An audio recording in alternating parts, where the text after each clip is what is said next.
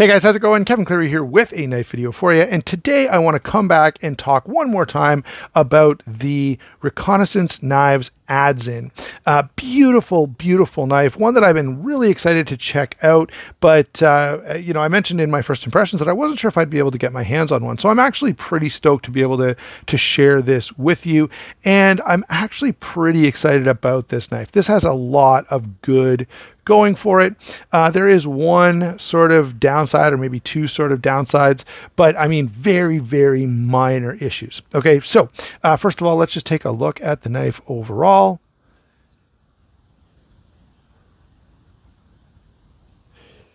This is a Reconnaissance Knives is a in-house brand for Recon 1, and these are made by Riyadh. And I have to say, this does not disappoint. You know, Riyadh knives are known for just being right at the very top of fit and finish and functionality and, quality. And this doesn't disappoint. Even though it's a little cheaper than a lot of Riyadh knives, you're still getting a really, really great folding knife.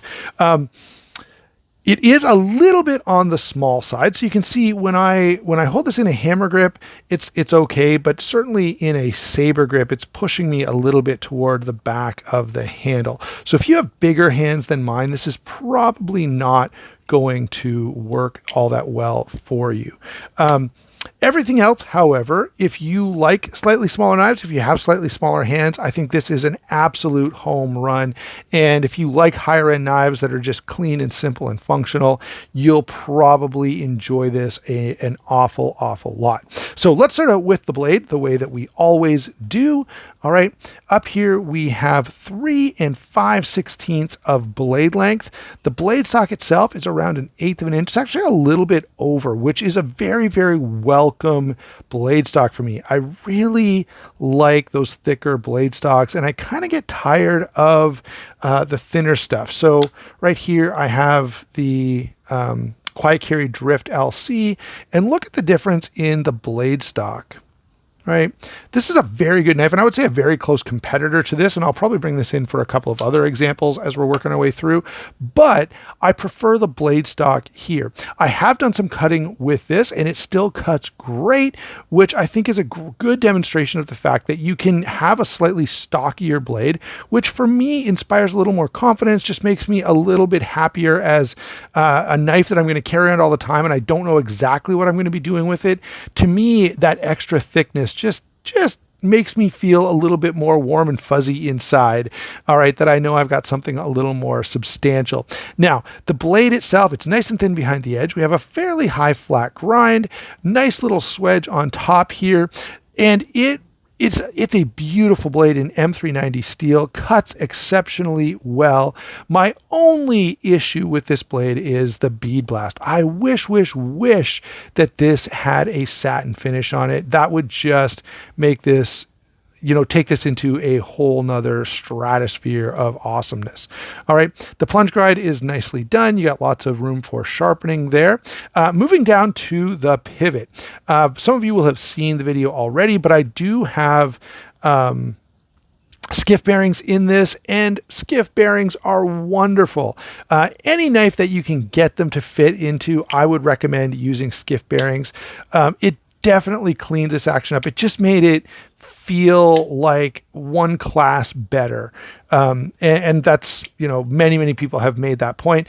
Also, switching from single row to multi-row bearings adds a little bit of stability, and I don't want to get down this rabbit hole too far, but, think about this. If I'm stacking things on top of each other and I want it to be as stable as possible, is this better or is this better, right? And so obviously, the more overlap I can get, which I achieve by multi-row bearings, is going to be superior. And not only is it stronger and more reliable, but it's also, at least in my opinion, it's a little bit nicer. Single row bearings, they're great, and I have lots of knives that have single row bearings that I enjoy, but I definitely prefer the multi-row option whenever I can get it.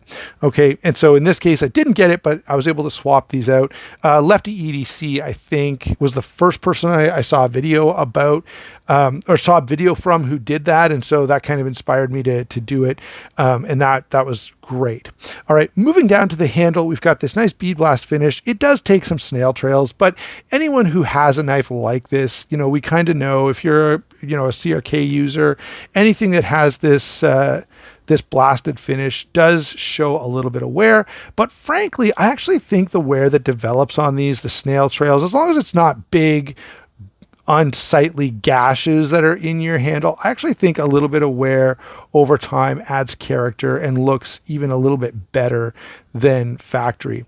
This is absolutely beautiful with that blue anodizing. We've got this great backspacer, and I love the milling on the backspacer. It goes from a concave to sort of extended proud backspacer. A bit of jimping there for a reverse grip. Okay, now you have to have pretty small hands to use that jimping and reverse grip. Here's how my finger lands, and my thumb, in order to get it there, I really can't grip the knife properly at all. So not going to work for me or for anyone with larger hands, but if you have smaller hands, that might work out for you. Integrated lanyard attachment point, okay, which is fine, although I could happily live without it, but it doesn't, in this case, it's pretty well done because it doesn't detract from the design in any way. This is also nicely milled out to save weight. I don't know if I had a flashlight. There we go. There we go. I think you can probably see, yeah, there you go. You can see the milling in there pretty nicely. Now, okay, so that's the construction and the features along those lines. Let's talk a little bit about ergonomics, because I do have a little warning here. This is the only other, aside from the bead blasted blade, the only other complaint I have is this handle is just a little small. So I'm kind of cramped trying to hold this knife. I know you guys are going to be sick of me saying this, but this could be definitely a little bit bigger. And if they do introduce, an Adzine 2, and Recon 1, if you're watching, or if you ever watch this, an Adzine 2 with a full 3.5-inch blade, or even 3 3/4-inch blade and corresponding handle, otherwise exactly the same, would be great. I just think that would work really, really well. All right, let me grab some comparisons here that might be worth taking a look at. So first of all, the Riot that I've had in my collection for the longest, and one of my all-time favorite knives overall, is the Riot Torrent. And not much has changed. Like, these knives are years and years apart, but both very well done, great finishes, great action. Everything is just dialed in essentially exactly the way you would want it to be. All right. I do have a couple of other comparisons. First of all, for a knife that's similar size, but does a great job of solving that ergonomic problem, take a look at the Quiet Carry Drift LC. Still not a huge knife by any sense, even though it is the large, okay? It's not a big knife, but the handle is a little bit girthier and gives me just a little bit extra finger real estate, which allows for a great saber grip or hammer grip. All right. So if I had to do, some serious cutting, this would be definitely the knife that I would lean toward over this guy, just because of that extra ergonomic comfort. I do have a couple of other knives that I think are appropriate comparisons. How about a Wee Knives Beacon? Great knife. Again, I get a little more real estate on the Beacon for my hands, although it's not quite as hand-feeling. So I've got more room for my fingers, but it's not as girthy. So it's not quite as, what would you say? This molds to the hand a little bit better than the Beacon. The Beacon is a typical slab-sided titanium. Also, you get a little bit of extra blade with the Beacon, which to me is a win, especially, you've got probably a 1/4 inch, maybe even a little more of cutting edge there, which I do definitely appreciate. Since we're talking about, Cold Steel's foray into the nicer knife, gentleman's carry type of market is the Code 4. And this is a great knife from Cold Steel. Now, they did try with like the Storm Cloud or something to do sort of a higher end knife, and that was a disaster. Terrible, terrible knife. But the Code 4 is a modern classic in my books, and with good reason. It is almost a perfect knife. It looks great. It can go with anything, and it is an absolute tank. So that might be something to look at, especially if you don't want to spend the money that you'd have to get into an Adzine. And finally, I do want to bring in a pair of two here, but mostly for size comparison. The Tactile Knife Co. Maverick is, again, very classy, very clean, great materials, and very similar in price point to this, making it a pretty compelling option. Now, if you're going to buy this, the only difference between these two is I would go online to any store and buy this, although you can't because it's exclusive. Bladezilla in Canada does have them, or did have them, and maybe can get more. If you're in the States, you're going to be basically dealing with Recon 1. The Tactile Turn, if I was going to buy that, I would want to go and pick up the exact one that I'm buying, because they have had some hiccups with getting these really dialed in terms of the action. All right. So because of that, that maybe a couple of extra points go to the Adzine. On the other hand, the Tactile Turn does have phosphor bronze washers instead of bearings, which that might nudge it just a little bit ahead in my book. All right.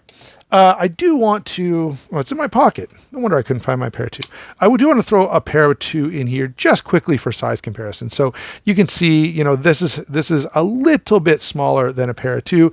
The cutting edge is very close, but it's not going to have quite the extra hand real estate that you're getting with the Spyderco.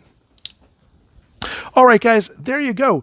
Those are my overall thoughts on the Adzine. I hope that's enough data that you can make a good decision in terms of, you know, whether this is a knife that's going to be the right knife for you. If it is, I have to say, I think you've made a great choice. I've thoroughly enjoyed this knife, and it's just one of those knives that, even though it's got a couple little hiccups, it is so well done, and I enjoy it so much that I can happily overlook what's frankly a fairly minor thing. All right, thanks a lot for watching. Don't forget to like and subscribe. Don't forget to check those channel sponsors. We'll talk to you soon.